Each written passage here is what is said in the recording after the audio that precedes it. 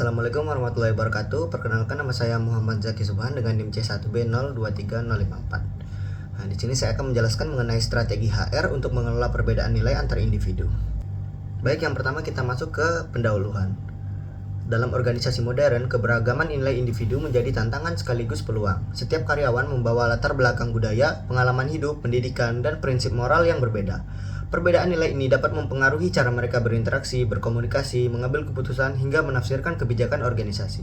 Oleh karena itu, peran Human Resource atau HR sangat penting untuk mengelola perbedaan nilai tersebut agar tidak menimbulkan konflik, melainkan menjadi sumber inovasi dan kolaborasi. Nah, kemudian ada faktor-faktor yang mempengaruhi perbedaan nilai. Yang pertama itu ada faktor budaya dan agama, yaitu nilai-nilai yang dibentuk oleh norma sosial dan juga kepercayaan. Kemudian ada usia dan generasi. Seperti generasi baby boomers, milenial, dan Gen Z itu memiliki pandangan kerja yang berbeda. Nah, selanjutnya ada latar pendidikan dan pengalaman. Nah, latar pendidikan dan pengalaman ini mempengaruhi cara berpikir dan cara menghadapi masalah. Dan yang terakhir ada lingkungan sosial dan ekonomi. Nah, lingkungan sosial dan ekonomi ini berpengaruh terhadap pandangan terhadap resiko, kerja keras, dan penghargaan. Selanjutnya kita masuk ke dalam strategi HR dalam mengelola perbedaan nilai. Nah, yang pertama itu ada dengan membangun budaya organisasi yang inklusif. Nah, sebagai HR, kita perlu menciptakan budaya organisasi yang menghargai perbedaan nilai dengan menekankan pada respect, equity, dan collaboration.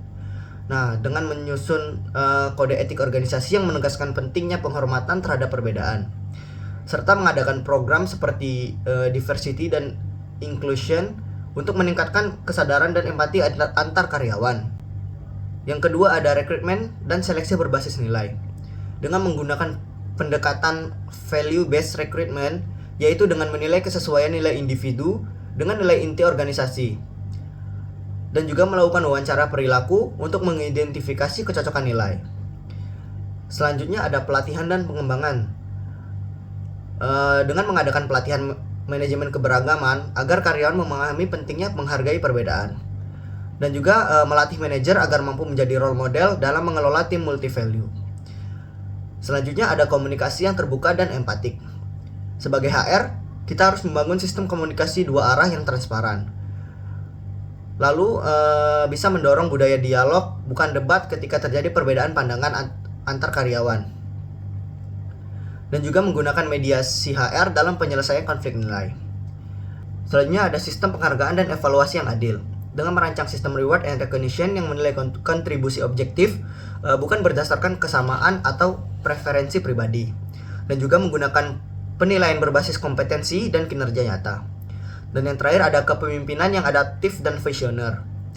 Pemimpin HR dan manajer lainnya harus menjadi cultural bridge yang mampu menjembatani perbedaan nilai, dan juga menerapkan leadership berbasis empati dan fleksibilitas untuk menyesuaikan pendekatan terhadap tiap individu. Selanjutnya kita masuk ke kesimpulan. Perbedaan nilai antar individu merupakan hal wajar dalam organisasi modern. Tugas utama HR adalah mengelola perbedaan tersebut agar tidak menimbulkan konflik, melainkan menjadi sumber kekuatan dan inovasi. Nah, melalui budaya kerja yang inklusif, rekrutmen berbasis nilai, pelatihan keberagaman, komunikasi terbuka, serta kepemimpinan yang empatik, HR dapat menciptakan lingkungan kerja yang harmonis dan produktif. Dengan strategi yang tepat, perbedaan nilai justru dapat memperkaya perspektif dan memperkuat kinerja organisasi secara keseluruhan. Baik, mungkin itu saja yang dapat saya jelaskan. Terima kasih. Saya akhiri. Assalamualaikum warahmatullahi wabarakatuh.